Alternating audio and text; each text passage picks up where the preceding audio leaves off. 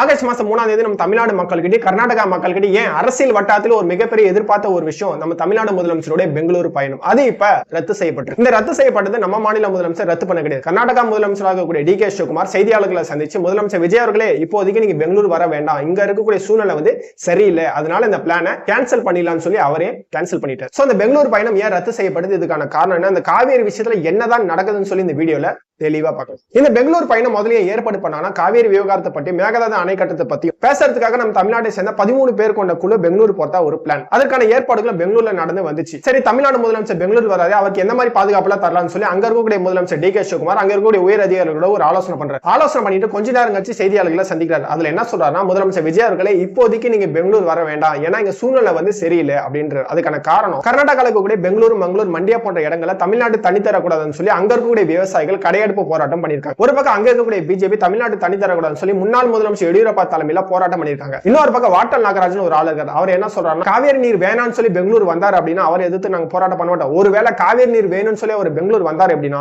அவர் எதிர்த்து நாங்க போராட்டம் பண்ணுவோம்னு சொல்லியிருக்காரு. சோ இந்த மாதிரி விஷயத்தை எல்லாத்தையும் டி.கே. சிவகுமார் அவர்கிட்ட உயர் அதிகாரிகள் சொல்றாங்க. இதெல்லாம் கேட்டு கர்நாடகா முதலமைச்சர் டி.கே. சிவகுமார் செய்தியாளர்களை சந்திக்கிறார். இப்போதைக்கு தமிழ்நாடு முதலமைச்சர் பெங்களூர் வர வேண்டாம், அதுக்கான சூழல் வந்து இப்ப இல்ல, நம்ம வந்து சந்திக்கிறோம் அப்படின்னா ஒரு நட்பான சூழலை வந்து நம்ம சந்திக்கணும், இந்த நீதிமன்ற வழக்கெல்லாம் முடியட்டும், இந்த காவேரி தொடர்பா 2 மாநிலத்தில் நடக்கக்கூடிய சூழல் சீராகட்டும், இந்த நாட்டோட சட்டத்தை நம்ம மதிக்கணும், ஏன்னா அது 2 மாநிலத்தோட பிரச்சனை, அதனால இப்ப இருக்கிறதோட இன்னும் நம்ம இணக்கமான சூழலை சந்திக்கலாம்னு சொல்லி இந்த பிளானே கேன்சல் பண்ணிட்டார். முக்கியமா முதலமைச்சர் விஜய் அவர்கள் பயணம் பண்றது இங்க இருக்கக்கூடிய அரசியல் கட்சிகளும் எதிர்ப்பு தெரிவிச்சாங்க. சொல்லப்போனா மு.க. ஸ்டாலின் அவர்கள், அதிமுக இருக்கக்கூடிய எடப்பாடி பழனிசாமி, பாமக தலைவர் அன்புமணி ராமதாஸ், மார்க்சிஸ்ட் மாநில செயலாளர் சண்முகம், கம்யூனிஸ்ட் மாநில செயலாளர் வீரபாண்டியன் சொல்லி எல்லாருமே முதலமைச்சர் பெங்களூரு பயணம் பண்றதை எதிர்ப்பு தெரிவிச்சாங்க. எதுக்காக இவ்வளவு பேர் எதிர்ப்பு தெரிவிக்கிறாங்க, நம்ம பல வருஷமா அந்த காவேரி விஷயத்துல உச்சநீதிமன்றம் சென்று வெற்றி பெற்று வரும், இந்த நேரத்துல போனா நீதிமன்ற உத்தரவை குறைக்கிற மாதிரி இருக்கும், நாளைக்கு இந்த விஷயத்தை வச்சு கர்நாடகா எல்லா விஷயத்தையும் சாதிச்சிருவாங்க, அதனால பெங்களூர் பயணம் அப்படின்றது ஒரு தவறான விஷயத்துல போய் முடியும்னு சொல்லி எல்லாரும் எதிர்ப்பு தெரிவிச்சாங்க. முக்கியமா அந்த காவேரி விஷயத்துல எல்லாமே நம்ம தமிழ்நாடு சாதகமா தான் இருக்கு. இப்ப காவேரி மேலாண்மை ஆணையம் எடுத்துக்கிட்டா அடுத்த 15 நாள்ல 3500 கண்ணாடி திறக்கணும்னு சொல்லி உத்தரவு போட்டிருக்காங்க. இப்ப மத்திய அரசு எடுத்துங்க, காவேரி மேலாண்மை ஆணையம் உத்தரவு இல்லாம மேகதாது அணை கட்டத்துக்கு சுற்றுச்சூழல் அனுமதி தர முடியாதுன்னு சொல்லி பார்லிமெண்ட்ல தெளிவா சொல்லிட்டாங்க. ஆனா அப்படி இந்த கர்நாடகாவில் இருக்கக்கூடிய முதலமைச்சர் டி.கே. சிவகுமார் நம்ம தமிழ்நாட்டுக்கு தனி தர மாட்டாரு. அவர் என்ன சொல்றாருன்னா, செய்தியாளர்களை சந்திச்சு ஸ்டேட்ல இருக்கக்கூடிய கபினி டேம்ல 83% தான் இருக்கு, கேஆர்எஸ் டேம்ல 36%, ஹேமாவதி டேம்ல 61% மட்டும் தான் நீர் இருப்பு இருக்குது, அதனால இது எங்களுக்கே பத்தாது, காவேரி மேலாண்மை ஆணையம் உத்தரவு போட்டாலும் நாங்க மேல்முறையீடு செய்வோம்னு சொல்லி கர்நாடகா முதலமைச்சர் டி.கே. சிவகுமார் சொல்றாரு. ஒண்ணு இல்லங்க, தமிழ்நாடு முதலமைச்சர் கர்நாடகாவில் கூடிய அணையெல்லாம் பார்க்கறதுக்கு ஒரு ஹெலிகாப்டர் ரெடி பண்ணீங்களா, அந்த ஹெலிகாப்டர் அப்படியே தமிழ்நாடு பக்கம் கொண்டு வாங்க. உங்க கர்நாடகாவில் கூடிய டேம்ல அட்லீஸ்ட் 60% தண்ணி இருக்குது, ஆனா இங்க தமிழ்நாட்டுல அப்படியே ஒகேனக்கல் போங்க, வெளியில பாறை தெரிந்து தண்ணி இல்லாத, அப்படியே மேட்டூர் டேம் பாருங்க தண்ணி இல்லாத எப்படி காஞ்சி போயிருக்கு. திருவாரூர், தஞ்சாவூர் போன்ற மாவட்டங்கள் ஆயிரக்கணக்கான ஏக்கர் தண்ணி இல்லாத பயிர் கருகிட்டு வருது. ஒரு பக்கம் தமிழ்நாட்டுல அரிசி விலை ஏறிட்டது, கடந்த 2 வாரத்துல மட்டும் 1 கிலோ அரிசி 30 ரூபாய் வரைக்கும் ஏறி இருக்கு. இன்னும் கொஞ்ச நாள் போனா ஒரு மூட்டை அரிசி 2000 ரூபாய் இல்லாத அரிசி மூட்டை எடுக்க முடியும். லட்சக்கணக்கான மக்கள் இந்த காவேரி தண்ணி நம்பிதான் இருக்காங்க. குடிக்கிறதா இருந்தாலும் சரி, இந்த பயிர் வைக்கிறதா இருந்தாலும் சரி. எப்பவுமே மேட்டூர் டேம் ஜூலை மாசம் 12ஆம் தேதி திறப்பாங்க, ஆனா இந்த வருஷம் திறக்கல. ஆடி மாசம் ஆடி பெருக்கலாம் காவேரியில தண்ணி போகும், ஆனா இந்த வருஷம் போல.